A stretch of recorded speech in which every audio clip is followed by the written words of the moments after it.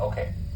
Um, Exam one's graded points are updated. I think now would be a really good time to remind you that you want to take a look at your grade book at least once a week now, as we move forward with the class. And just to make sure everything looks correct, if there's any errors, if you have any questions about anything, please reach out to me, let me know. It's a lot easier to fix things before final grades are posted, so it makes it a lot more complicated. So um, at least once a week, just take a look at your grade book and make sure everything looks good. Just let me know. Reach out to me. Let's have a conversation about it. So today we're going to continue with chapter 5, juvenile gangs, and there'll be a quiz afterwards, starting at 11:30. It's going to close at 11:59. Tomorrow, because discussion question 2 is open, um, tomorrow is the due date for your initial response by 11:59, and then it's going to close on Thursday at 11:59. Okay. We'll finish chapter 5 on Wednesday, and then we'll start juveniles and the police probably on Wednesday, I'd imagine, and then we'll finish that next week. Okay. I do want to again remind everybody that next Saturday, which is the 7th, your written assignment is due. I believe, and let me just verify that I did this. If not, I will do it today. But see if I sent you something.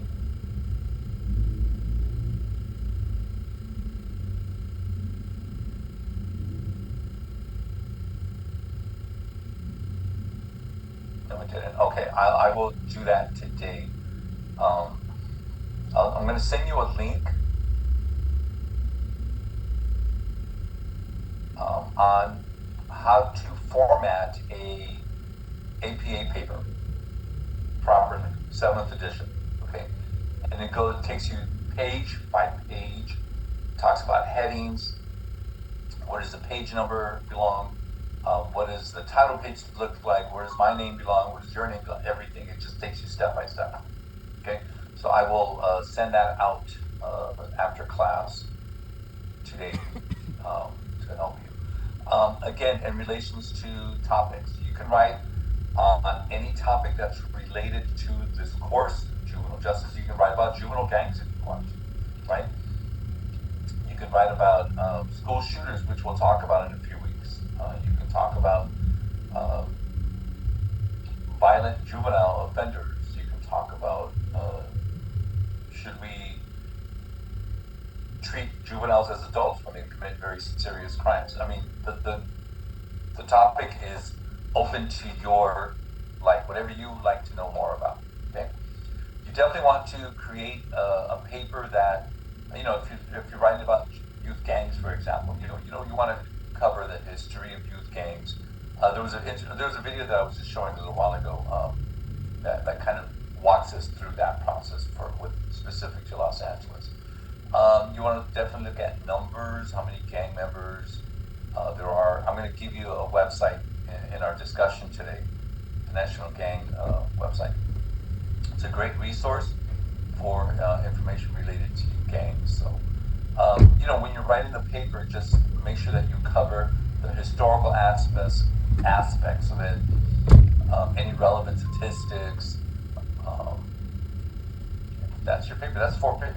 Remember, the paper is only 4 pages long, and that may sound like a lot, but believe me, when you get into your graduate degrees, or for those of you that want to pursue a doctorate um, degree, 4 pages is nothing. I mean, that's your reference page, right? So 4 pages, double space, And that's it. So you don't really have a lot of space for a ton of information. So it's I want you to keep it as concise as possible, but it has to be 4 pages in length, for sure, right? And then the title page, and then the reference page. So keep that in mind. Okay. So you'll get that later today. All right. I think that's it for pretty much housekeeping stuff that I had. I also, again, just want to remind you folks that many of you did not write out the questions before you answered them. I didn't take off point. It was the first exam, so I don't usually um, take off points for that. But I will for the second and the third exams. Okay, so please make sure that you follow the instructions. You need to write out each question first, and then answer them, and then highlight the answer. Which again, many of you did not do that. So please make sure that you do that, so you don't lose points over that. Okay. All right. So as always, we want to start with our question of the day.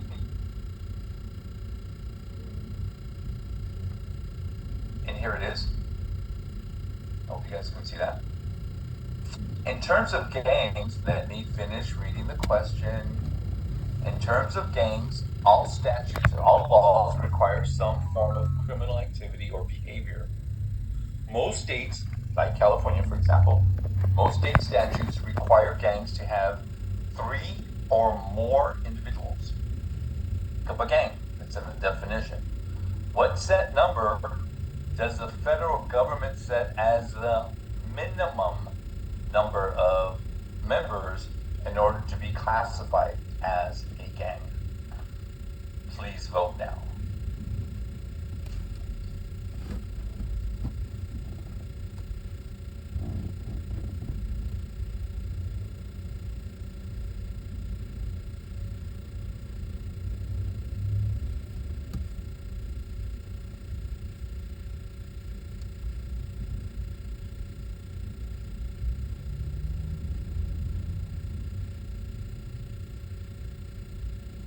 Looks like 3's winning here.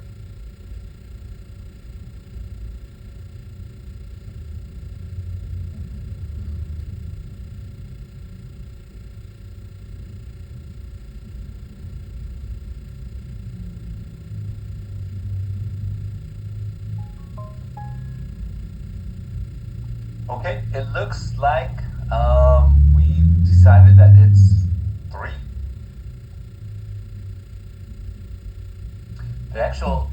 The correct answer is 5. And I can't really explain why they go with 5. I think that's a lot in the sense of the minimum numbers. But the federal government is the entity, I guess, the government source that has the highest minimum number that's required for a group to be considered a gang. You have to have at least five kids involved in this group in order to be considered a gang. Interesting. And I don't know where they come up with the number, but so be it. That is it. It's about 5. It's in the textbook too, by the way, in case you want to take a look at it.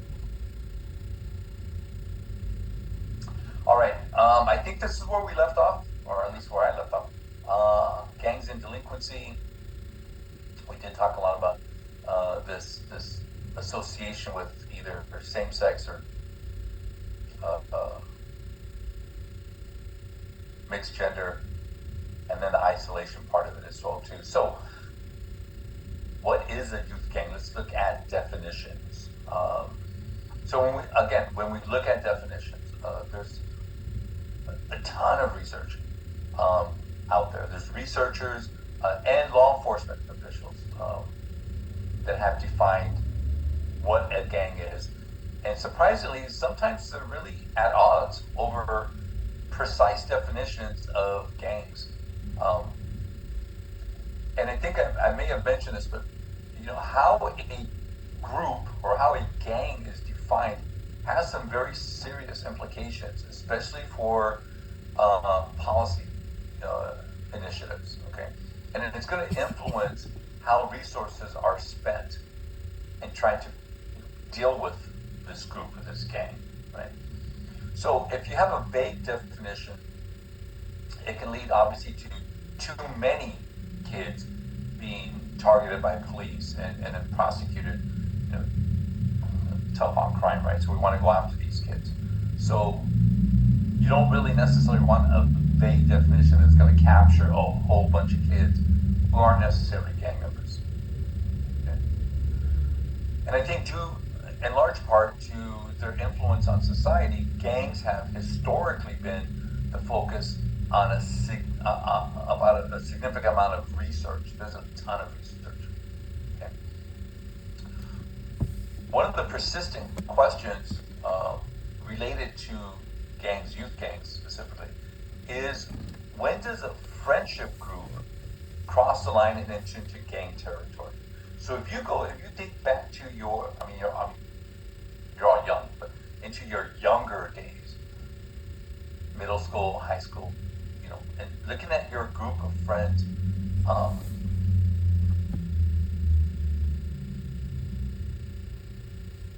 was there ever a time that you felt that,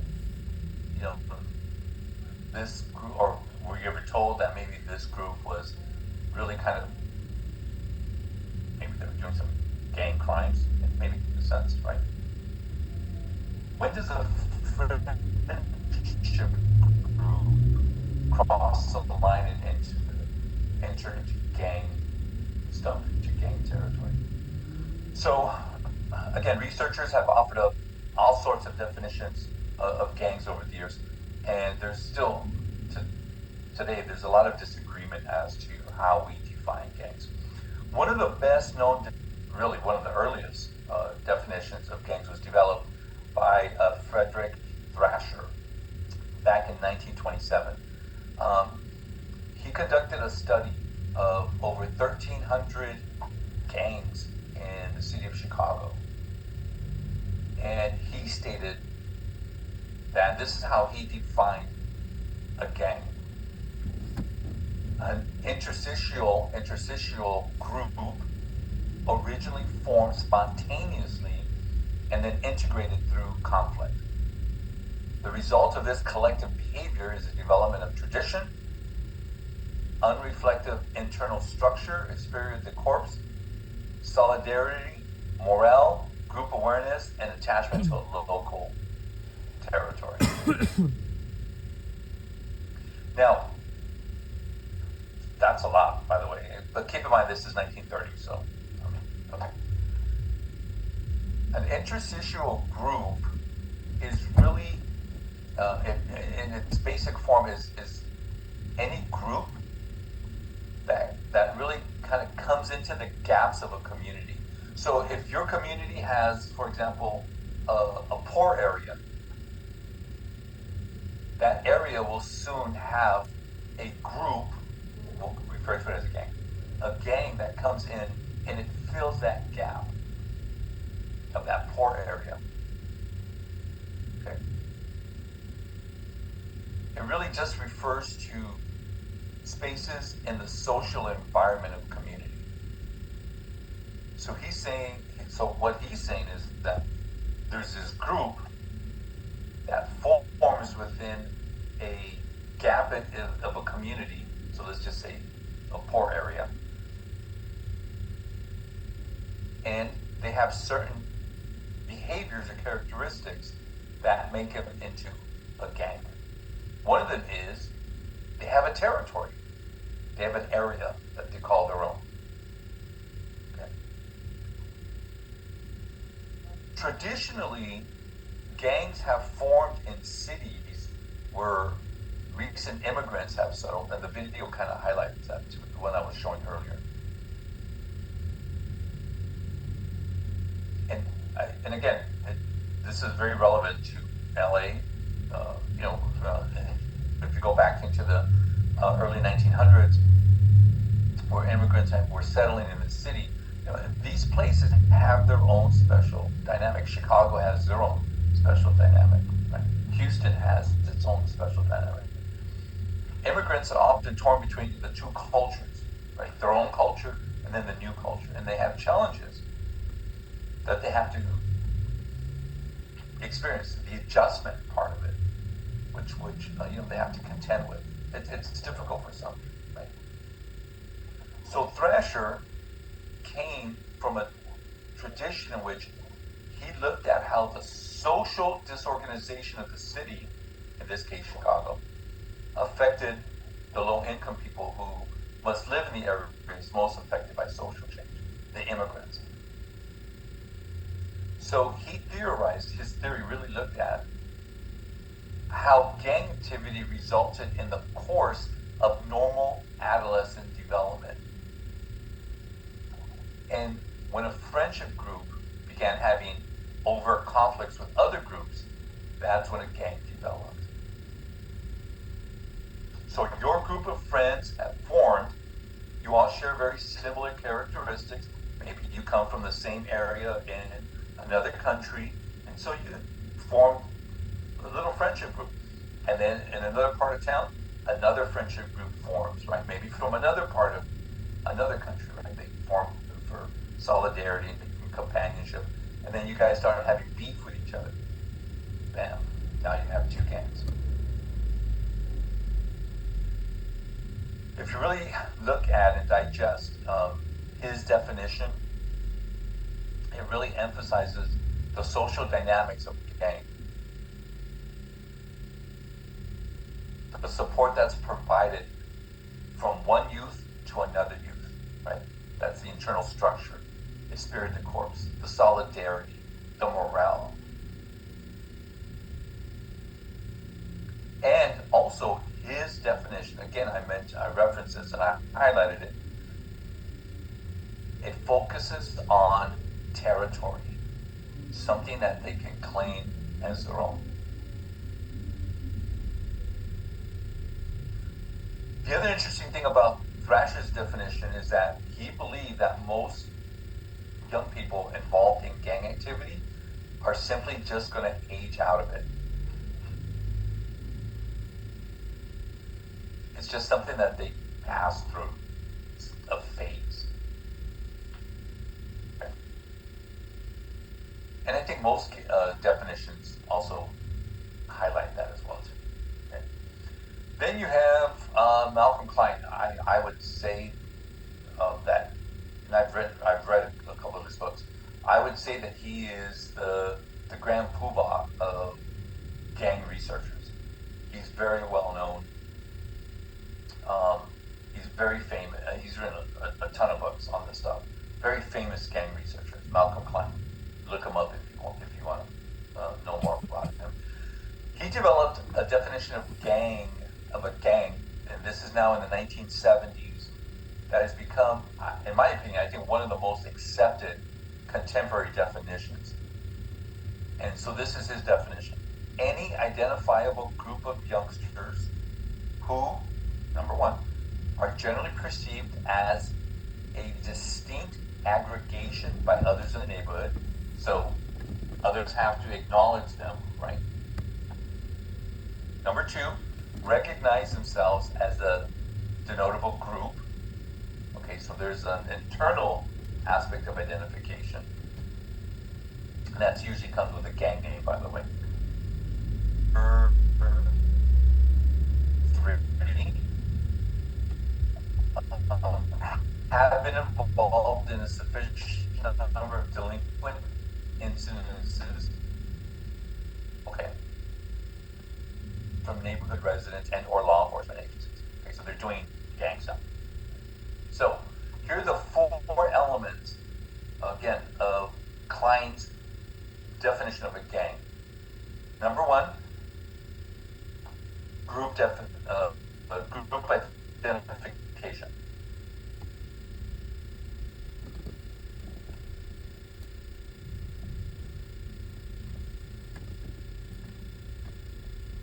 Then number two, group affiliation. Number delinquency, the gang part of it, right? The crime stuff, group delinquency. And number four, they have to inspire people broadly. There has to be some kind of negative emotion brought to them.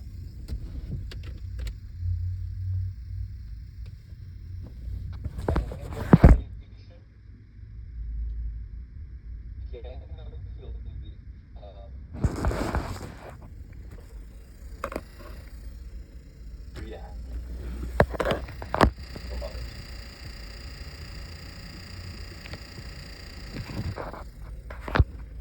I like this definition and full because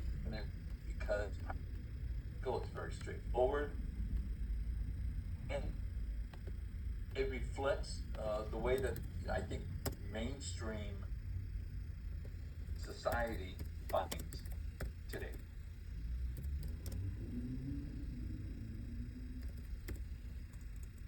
There are two back to Malcolm Klein's definition. There's two very important factors that stand out in his definition that you don't necessarily see in other definitions. I'm going to show you, I think, a couple more. Okay. Here's number one. Members of this group have self-recognition of their status. Self-recognition of their status. They see themselves as a gang. Okay. And as part of that self-recognition, they tend to talk to each other a special language, if you will. Okay. And that is referred to as argot. They use a special language among themselves. Okay.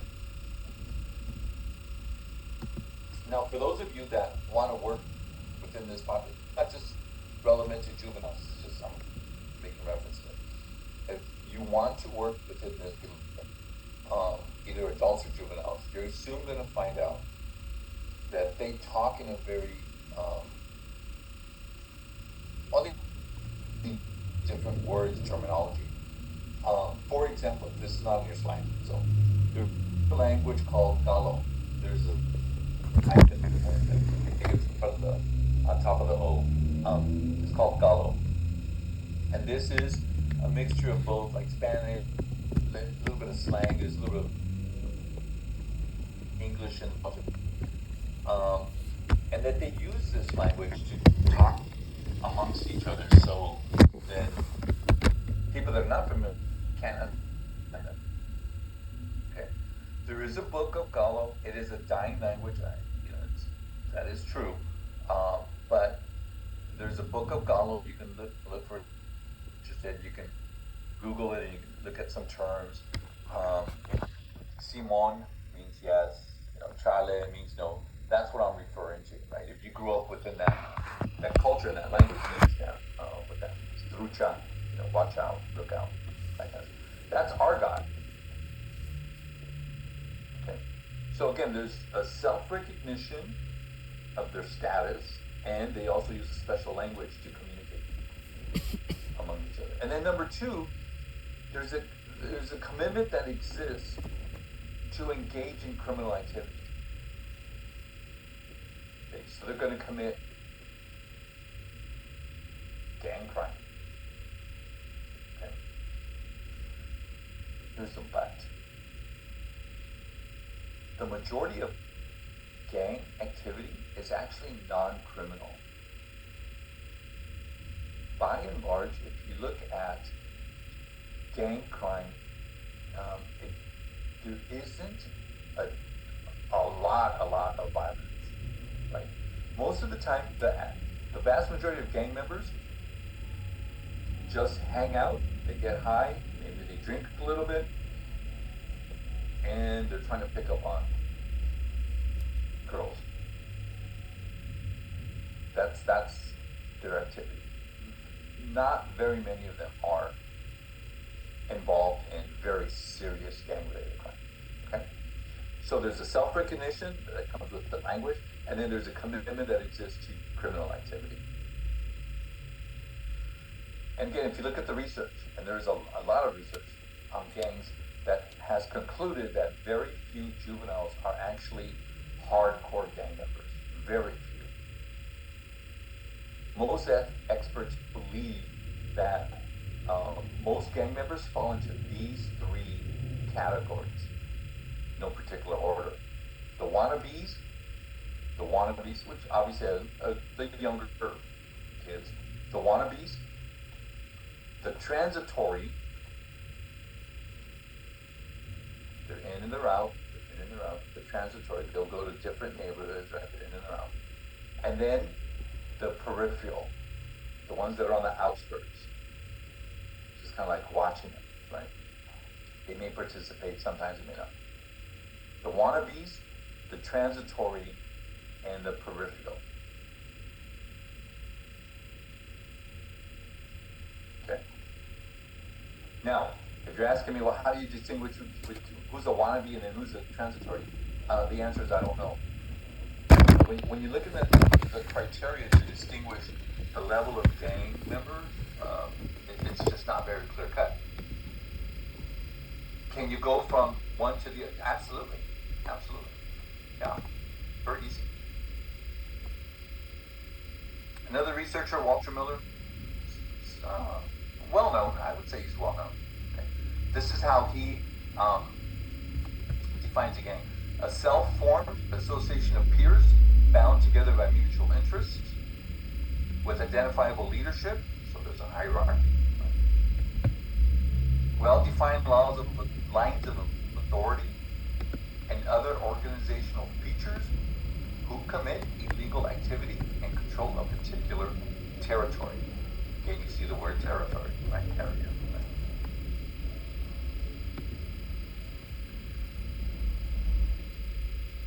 Whenever you see the word gang member, cholo, whatever term you want to use, I think the word gang, or some kind of derivative of the word gang, has been probably the most commonly used term to label certain groups. And then we further label these certain groups as a social problem.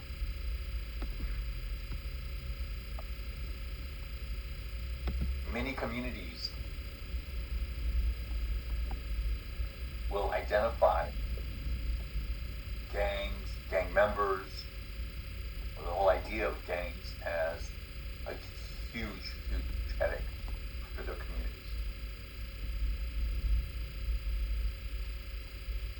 However, just like I think with everything else in society, if you look at this from a long-term perspective, gangs have changed over the course of the last 40 years. Starting from the 1980s, maybe before that, but starting from the 1980s, and gangs were different in the 1990s. They were different in the 2000s and 2010s, and just recently the 2020s. But if you look at it from, again, this long-term range, they're constantly, there's ebb and flow to it, right? Throughout these 40 years, the 1980s to the 2020s, gangs have been, number one, more violent in many decades, especially the 90s, late 80s, early 90s. Gangs were bad. More violent, more prevalent, number two. And number three, they were less susceptible to traditional law enforcement interventions. Meaning that they were wising up, they were getting smart, they were outfoxing the cops. Right? The gangs would then start, for example, they would be involved in drive-by shootings. And so then the cops would respond with new task force or, some other type of prosecution. And then the gangs would say, well, okay, forget the drive, then we'll just get out of the cars and walk up to somebody and shoot them and then get back in the car, that kind of thing, right? So they were just kind of getting a little bit smarter. Okay.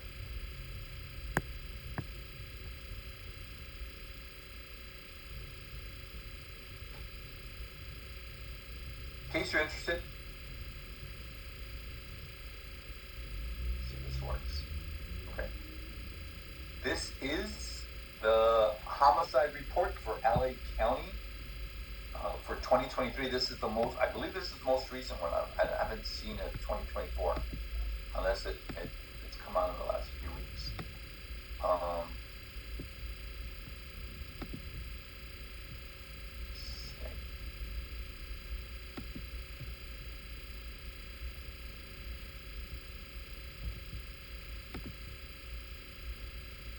Only for LA County. Only for LA County.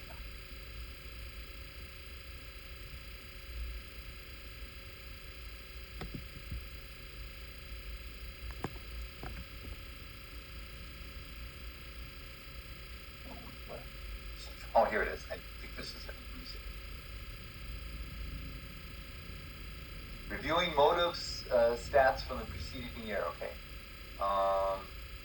Gang homicides were up 2%. I mean, tragic, horrible. Nobody wants that. But 2% in LA County. Okay. I mean, not horrific, but still. So, for the 2023 murder investigation motives, 58% of homicides were gang related. It's the highest percentage that's obviously known, right? Of reasons why people were murdered in LA County. 58% gang related. So historically, again, if you look at these numbers, folks, I'm not paying attention to the chat. So if you need something, you need to speak up. I'm not paying attention to the chat. So 58% of the gang crimes in 23 were gang related.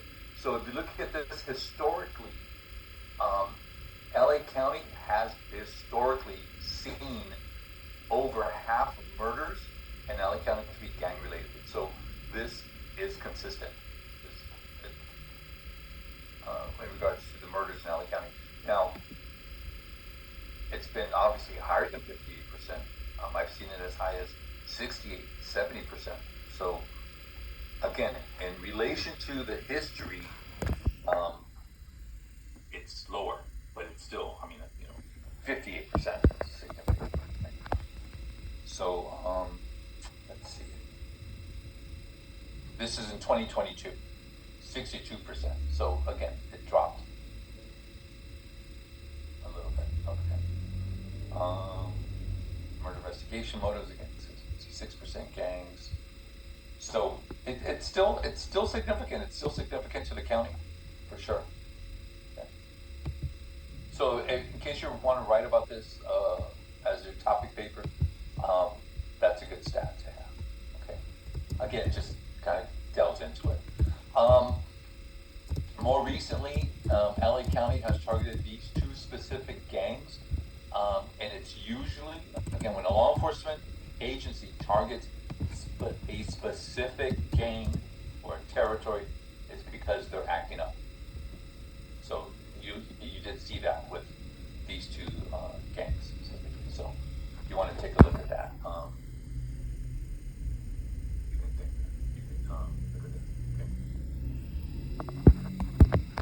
that. Okay. Levels of gang involvement. Let's talk about this for a little bit. Okay, here we go. All right. Here we go. Number one, at risk. At risk.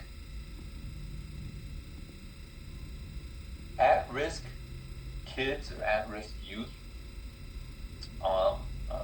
Technically they're not really gang members, but I would label them as pre-gang members. they don't belong to a gang, but they've expressed some interest in gang participation. At this level, you'll have a kid who maybe has older siblings as gang members, maybe parents as gang members. They live in the community of gang members at risk. Number 2 is the wannabes.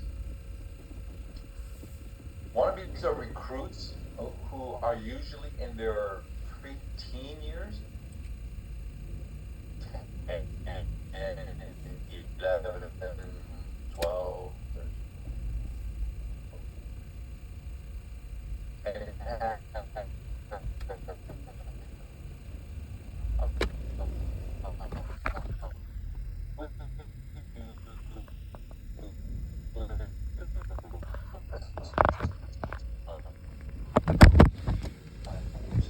not supposed to, but that goes right. They start like looking like them, maybe dressing like them, like talking, associating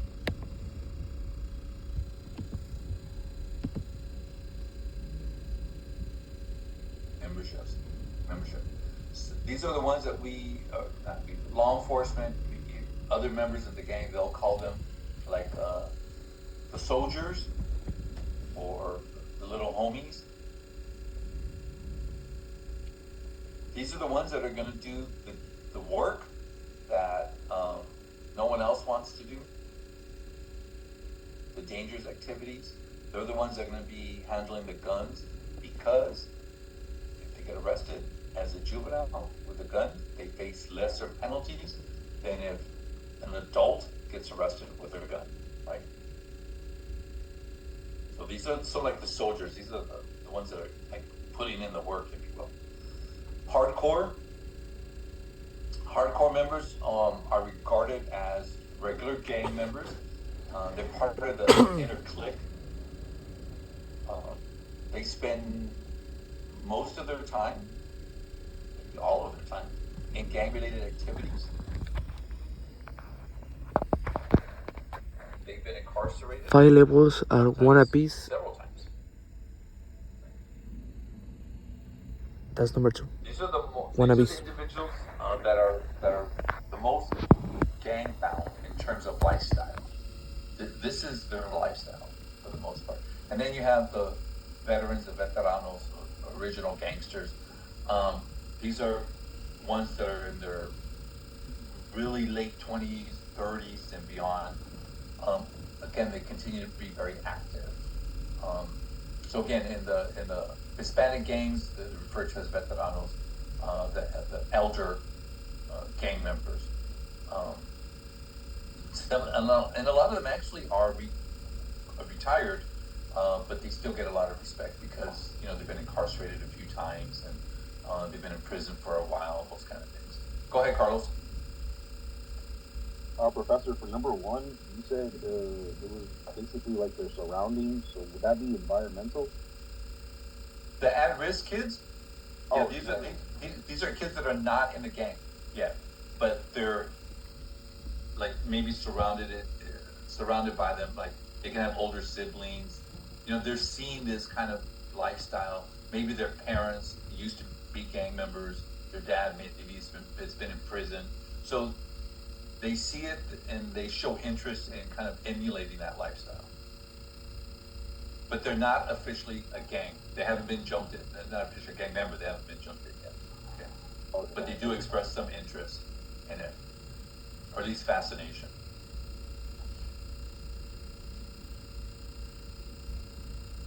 And then within the black gang culture, then obviously they're called original gangsters, original gangsters. Same concept, same idea. All right.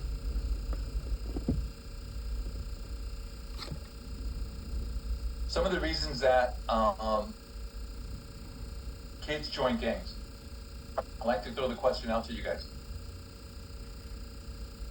What are some of the reasons that kids join gangs?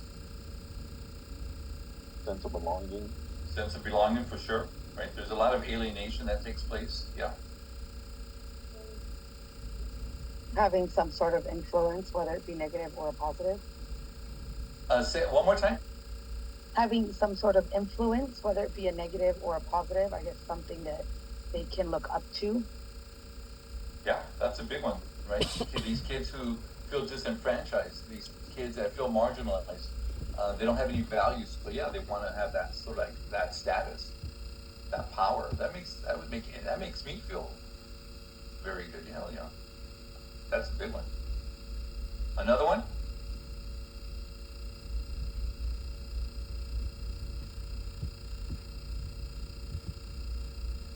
Maybe they have family members who've already been are part of the gang. Yeah, that's number 4. I was looking at number 4 actually right now too, in that sense, right? As a tradition, their grandfather was, their father was, now older brothers, older siblings, and so it's the sense of tradition, right? Yeah, those are all very, very relevant. Okay, let me just give you some relevant to that. These 6, I think, prominent reasons why kids join gangs. Number 1, because gangs provide kids, juveniles, with an opportunity to associate with their peers and also obtain a sense of belonging. That they belong to something. They get to associate with other kids, maybe other kids who, are lost and are, feeling disenfranchised again, and they have a sense of belonging. Number 2, and this one's really relevant, I think. I think they're all relevant, but I like this one too. Joining the gang does provide the opportunity of obtaining money, committing crime, selling drugs, that kind of stuff, right? And again, kids struggling financially, their families are struggling financially. They want new tennis shoes, or I don't know, PS5, I don't know, whatever that is, right? Parents can't supply it for them, and so they go out and they get it themselves. Kids do make a lot of money, actually, in gangs. That is true. Number 3, these kids are seeking protection from other juveniles in the community, other kids in the community, right? Or, for example, if they have to cross rival gang territory to get to school, or to go somewhere, they need protection. So that's a good reason.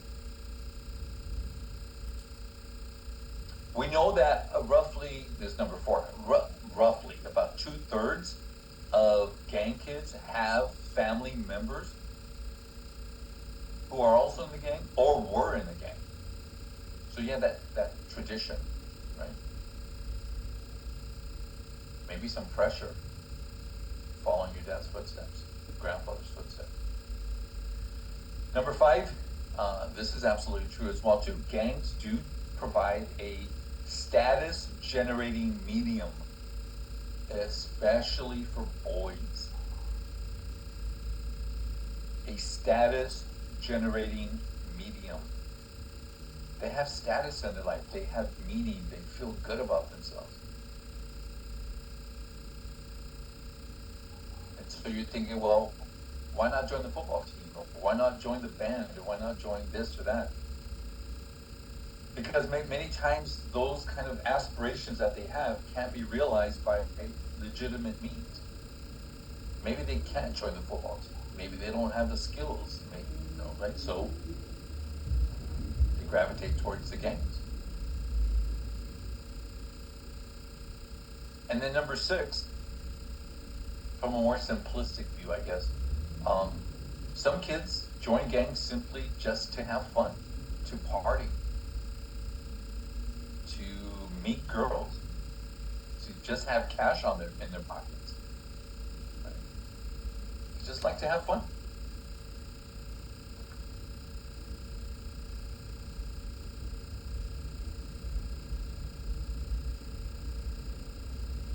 If you would like to write your paper on this topic, you definitely have to access the National Gang Center website, because you're going to get a lot of valuable information. Absolutely.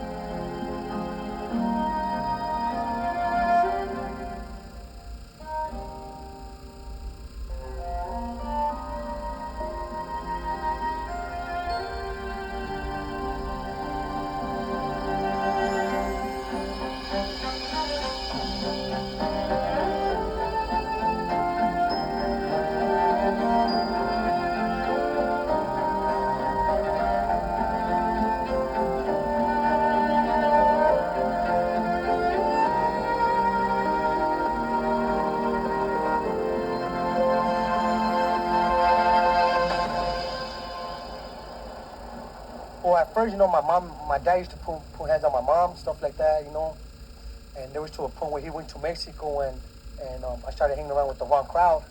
I got into a gang when I was 14 years old. 14 years old, I used to see my cousins, and I used to see them down the street where I used to live at. I was hanging around with girls, doing crazy stuff, and smoke weed, hang around in the corner, sell drugs, hold a gun. Something inside me told me that I wanted to do the same thing, and I became a gang member. And from there, I just decided to be a hoodlum, just a straight thug, just out there in the street stealing cars, holding a gun, selling drugs. I shot up a house, and they wanted to give me 12 years in prison. 12 years in prison, and I ended up taking a deal. I took the 2 strikes and 2 years. Well, actually, I was raised in foster homes. I was abused when I was little. So I got taken away and I was put into the system. So I did what I wanted to do, and I lived out in the streets. So 9 of us, we would break into houses every day. We would trespass. We would put graffiti on every single wall in apartments. We would do vandalism, anything that we wanted to do. We did it until we got caught. And so from then, at age 10, I got arrested. I used to use drugs. I was never a gang member. I used to kick it with gangs, but I was never a gang member. So I know what it is to be in a gang. My family's gang related, my cousins, aunts. So it's like I know what it is to be a gang member. I used to carry a gun, like when the people, like enemies trying to, like creep up, I would let them have it, I would thump on them, For me, it was like fun, just carry and shoot people, like and scare people away, I wanted to kick back with friends, and so that was the closest friends that I found, and they were from the hood, so like they asked me if I want to jump in, and I told them, yeah, so I jumped in. That's my brother, that's my family, hanging out, going to parties, doing bad stuff, like everybody do, and I started, like getting into problems. I went to jail. When I got out of prison, that's when I got shot. I've never met a hopeful kid who joined a gang. So any kid who's is stuck in this dark place of an inability to imagine a future is going to gravitate toward a gang. No kid is seeking anything when he or she joins a gang. They're really fleeing something. Well, I started Homeboy just because I was the pastor of a parish where I was burying kids, and we've had members from nearly 600 gangs from all over LA County show up. That's Father Greg Bullitt, if you're not familiar with him.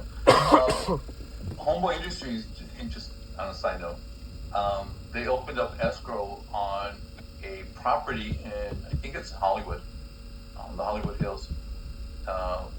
They're going to open their first inpatient drug treatment facility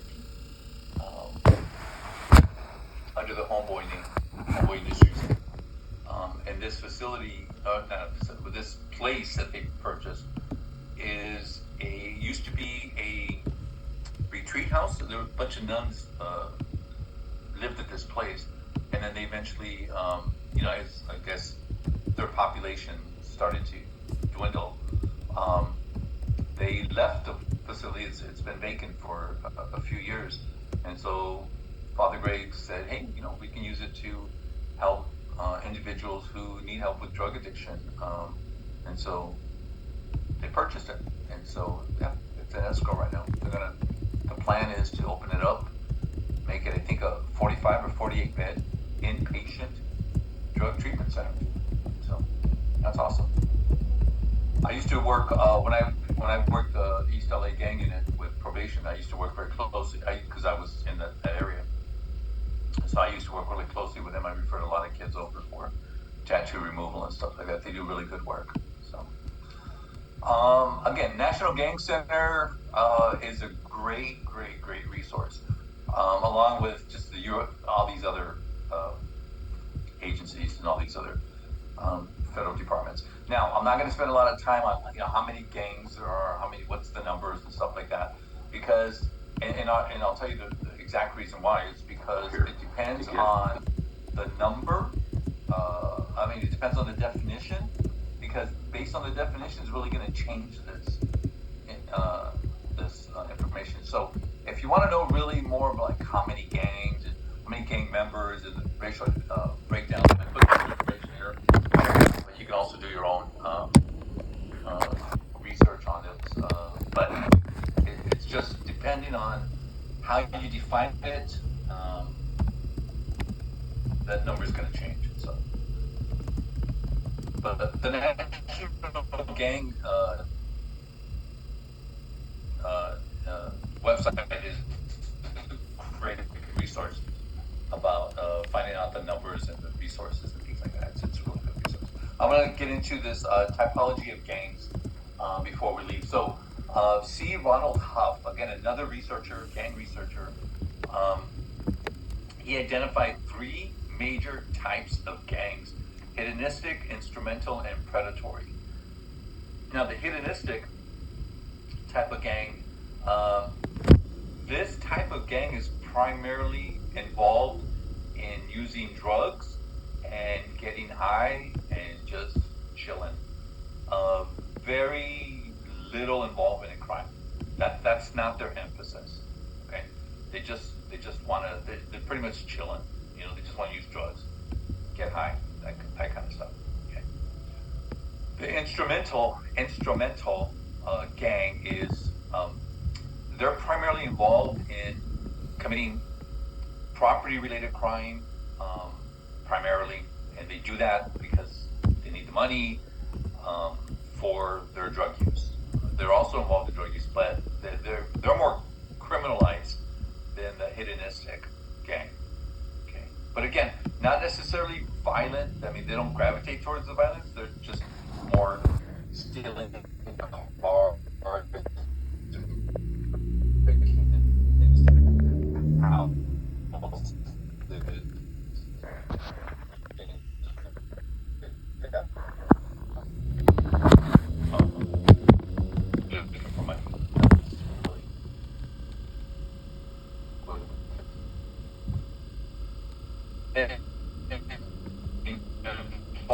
The predator violent. You think of a gang who takes over a neighborhood or territory, that's the predatory gang.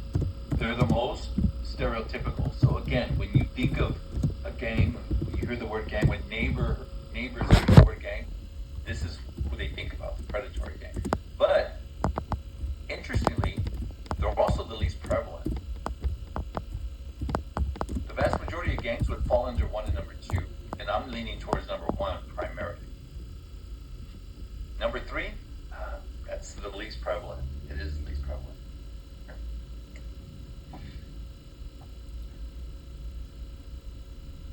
So again, Maxim and Klein, this is again Malcolm Klein.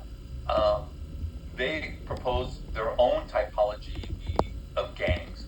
This was developed by Cheryl Maxim and again Malcolm Klein. This is going back to probably